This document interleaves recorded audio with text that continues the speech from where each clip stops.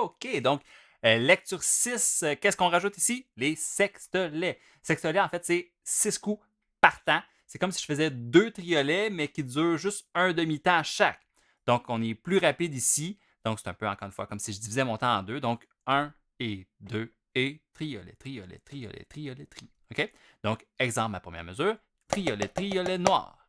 Triolet, triolet noir. OK? Donc, 2 triolets en un temps. C'est ça mes sextolets. Faire attention quand il y en a plusieurs qui suivent, comme par exemple les 2 dernières mesures là, du A, là, de bien les suivre là, pour ne pas trop se perdre dedans.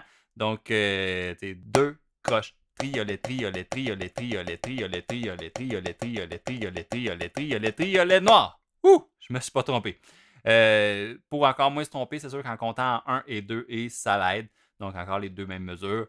1 et 2 et 3 et 4 et 1 et 2 et 3 et 4. Donc ici, je sais exactement quand finir sans avoir besoin de regarder et puis être sûr de ne pas me perdre. Sinon, le B, je rajoute les triolets croches et les croches triolets. Donc encore une fois, je divise mon temps en deux puis je fais un triolet sur une partie puis une croche sur l'autre. Donc soit triolet croche, triolet croche, triolet croche. Donc 1 et 2 et triolet croche, triolet croche.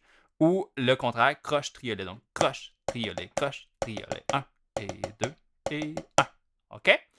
Et les 2 dernières lignes qui passent de noir à 2 croches à triolet à 4 doubles. Donc 1 coup, 2 coups, 3 coups, 4 coups par temps. Après ça, 6 coups, 4 coups, 3 coups, 2 coups, 1 coup. Et on finit avec un silence. Tout ça.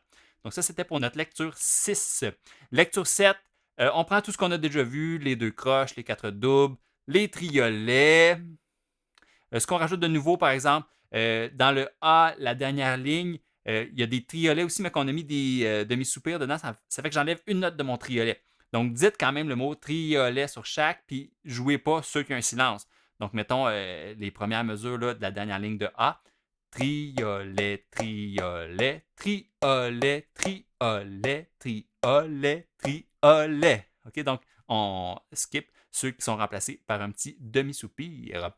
Et dans le B, la première ligne, troisième mesure, on a le croche pointé double, qui est en fait comme un 4 double, mais qu'on joue juste la première et la dernière. Donc, croche, pointe, double, croche. OK? Donc, croche, pointe, double, croche, pointe, double, croche. Qu'on appelle aussi le saut. Donc, saute, saute, saute. OK? Sinon, tout le reste, on a déjà vu ça. La grosse différence dans la lecture 7, c'est qu'on n'est plus en 4-4, donc en 4 temps de noir par mesure. On est en 3-4, donc 3 temps de noir par mesure, ou 5-4, donc on a des mesures à 3 temps, à 5 temps. Il existe aussi du 7-4, du 1-4. Il existe plein de choses. On peut avoir des mesures à 1 temps, 2 temps, 3 temps, 4 temps, 8 temps, 9 temps. Il existe un peu n'importe quoi. Mais ici, on a le A en 3 temps et le B en 5 temps.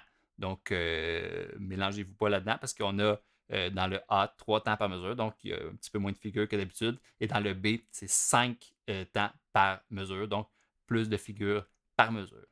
Voilà pour ça. Amusez-vous, encore une fois, tranquillement, juste sur la caisse claire. On peut aussi, après ça, s'amuser à le déplacer. On se revoit pour la lecture 8. Lecture 8, on va être en 6-8, donc dans un rythme ternaire un petit peu différent. On s'en reparle. Bye bye, à bientôt!